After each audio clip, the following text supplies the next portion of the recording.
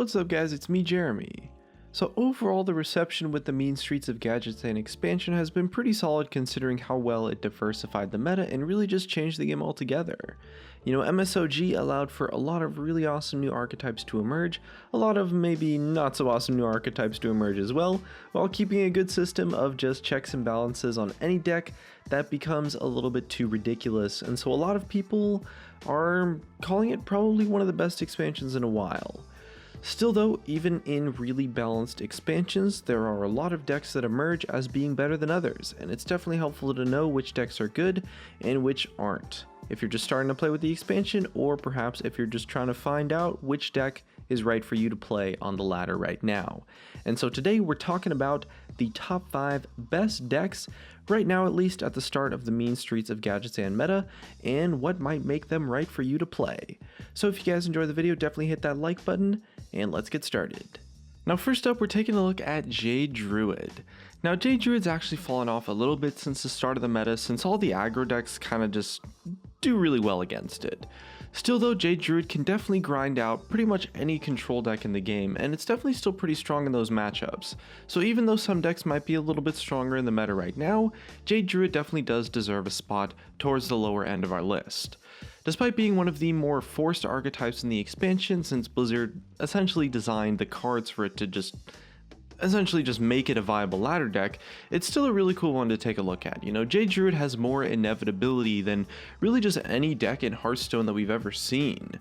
Using the one-of copy of Gadgetzan Auctioneer that most lists run in conjunction with Jade Idol lets you create a late game scenario where you spend, every turn just shuffling Jade Idols into your deck and making a bunch of Jade Golems. Now that is of course a very extreme scenario, but even if your Gadgetzan Auctioneer dies, or you happen to only make a finite amount of Jade Golems, the deck produces enough huge minions that almost every opponent is gonna run out of resources eventually when playing against it. Jade Druid does have a lot of weaknesses though. You can definitely tech a lot of cards for the pirate decks and other aggro decks, but if you don't draw a good hand, your good acceleration or some efficient opener, it's going to be really difficult to beat aggro decks overall. If you know you're playing against combo decks, you can usually play in a way to maybe try and race them and at least potentially make the matchup a little bit more even, but it can definitely be hard to beat some of the various burst finishers using this deck, since your whole kind of selling point is that your deck can grind out any other deck in the game inevitably. Still though, Jade Druid is really good for the game as a whole actually, since it prevents really slow control decks from being a little bit too oppressive and gives a lot of room for other decks in the meta as well. For those of you guys trying to figure out which deck to play, we definitely recommend Jade Druid if you're the kind of players who maybe like curving out, having that super inevitability in the late game, having good matchups against control without playing aggro, stuff like that. And next up we have Pirate Warrior, which is of course one of the first really strong decks to rise to dominance, to relevancy as well with this expansion, since the cards for it were kind of just like ridiculously pushed. So the deck definitely got a lot of really powerful tools this expansion, but by far the most important is of course Patches the Pirate. So getting a 1/1 charge absolutely for free, for no mana and for no cards, pretty much whenever you play your first minion is honestly just amazing.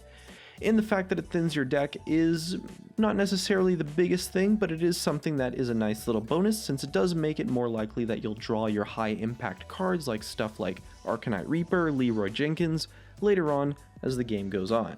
Now Pirate Warrior is a really strong deck since it allows for some really explosive starts, some really fast wins, but it also has some reach doing things with like some giant Arcanite Reapers, or maybe if you get a life tap or just like a steady shot using Finley, something like that. Although the deck is generally really strong and really resilient as well, it's a little bit weak against Reno decks and it can be teched against a little bit easily. A lot of people have been running acidic Swamp Ooze in a ton of different decks right now, and if Pirate Warrior was still a huge problem, people could play even more tech cards against it. Still though, Pirate Warrior, despite all of that, is still really strong. It also prevents things like Jade Druid from being a little bit too powerful, so it's really awesome how strong Pirate Warrior is in the meta.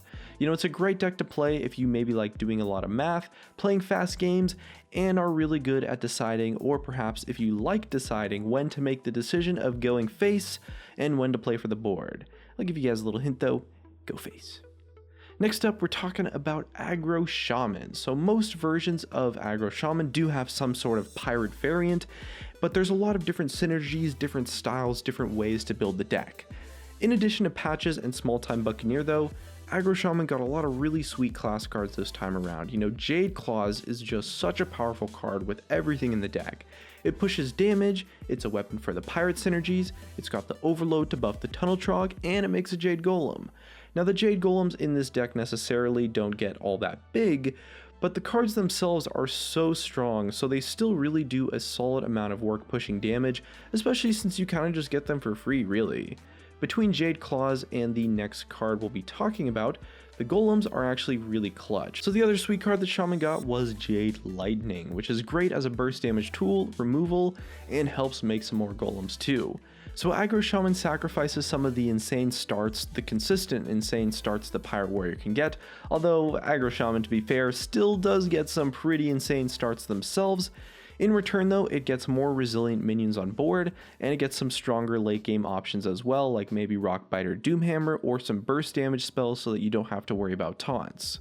Aggro Shaman's a great deck if you like fast games, burst damage, and a pretty even matchup spread, and it's personally what I've been using to ladder recently since the expansion hit. Now next, let's take a look at Miracle Rogue. So Miracle Rogue is probably the deck that has caused, I guess, if you could say, the most salty amount of moments in the new Gadgetzan meta, and that's because it can have some really insane, just absolutely broken early turns.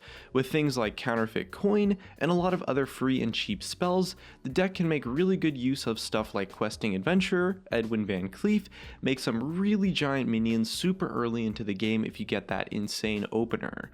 Not only that, but the deck also has really powerful late game as well, because Gadgetzan Auctioneer, of course, lets you cycle through your deck to find Leroy, find some Cold Bloods, and just a ton of other burst cards to just straight up kill your opponent. A lot of people were wondering how Miracle Rogue would be able to be good without early board control stuff like Blade Flurry, and well, the answer ended up being pretty simple. They just play really strong, aggressive early game cards, since Small Time Buccaneer is really good with the rogue hero power, of course, and so they can threaten to run away with a game at pretty much every stage, early, mid, and late game as well. The deck definitely does have some weaknesses, and a lot of games will maybe depend on how explosive and really just combo your draws are, but a skilled Miracle player can definitely pilot this deck to high legend, and it's a super fun one to play as well. We definitely recommend this deck if you're looking for maybe some more challenging gameplay, some explosive starts, and some long turns with careful sequencing.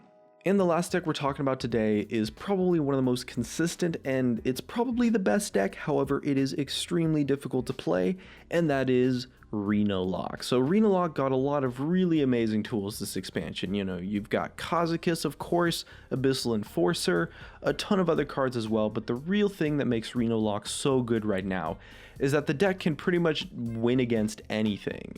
You know, you've got a ton of really awesome early game tools, as well as Reno Jackson, of course, to beat the aggressive decks, and you've got tons of late game options as well as a potential burst combo finisher with Leroy, Power Overwhelming, and Faceless Manipulator so that you don't lose to Jade Druid or to some other late game decks as well. Renolock can pretty much handle and really just beat and have favorable matchups against really just everything right now. And although it potentially does have a few matchups that are maybe a little bit worse than others, the deck's main weakness is potentially consistency as well as the difficulty curve of actually playing it. Only playing a one-of copy of every card does mean that sometimes, although you can beat everything, you might not necessarily draw the cards that you need in the matchups when you need them, but overall the deck is definitely one of the best and most consistent decks in the game right now. It does take a little bit of time to learn how to play, but we definitely recommend playing Renolock if maybe you prefer that sort of challenge. You want that difficulty in the deck that you play. If you maybe want a lot of control over how every game goes, you know, winning or losing games based on your own personal skill, maybe you like learning specific matchups to get an edge, and maybe you're good at adapting in the middle of a game, Renolock's definitely a good choice for you. Either way though, those are the decks that we believe are starting to shine, rise up in the metagame so far. Which decks have you guys been playing in the mean streets of Gadgetzan? Definitely let us know in the comments section below. Either way though, looks like that's going to be it from me. If you guys enjoyed the video, drop a like, subscribe if you want. Thanks for watching, and I'll see you guys next time.